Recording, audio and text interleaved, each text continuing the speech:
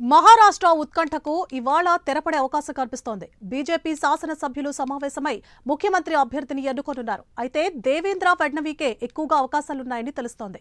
మరోవైపు ముఖ్యమంత్రి అభ్యర్థిత్వంపై అలిగిన ఏక్నాథ్ షిండే దిగొచ్చారు. బీజేపీ ముఖ్యమంత్రి అభ్యర్థికి మద్దతిస్తానని షిండే స్పష్టం చేశారు. ఏకాభిప్రాయంతోనే ప్రభుత్వాన్ని ఏర్పాటు చేస్తామని షిండే తెలిపారు.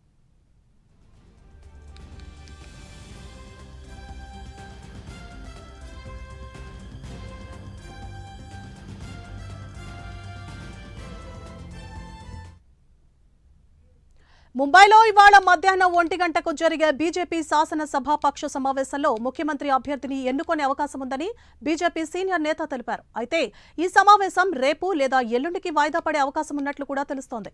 ఇక ముఖ్యమంత్రి అభ్యర్థి ఎవరో ప్రజలందరికీ తెలుసని, అధిష్టానం త్వరలో అధికారికంగా ప్రకటించనుందని బీజేపీ సీనియర్ నేతలు చెబుతున్నారు. ఇక కేబినెట్ పై కొత్త ముఖ్యమంత్రి నిర్ణయం తీసుకుంటారని వెల్లడించారు.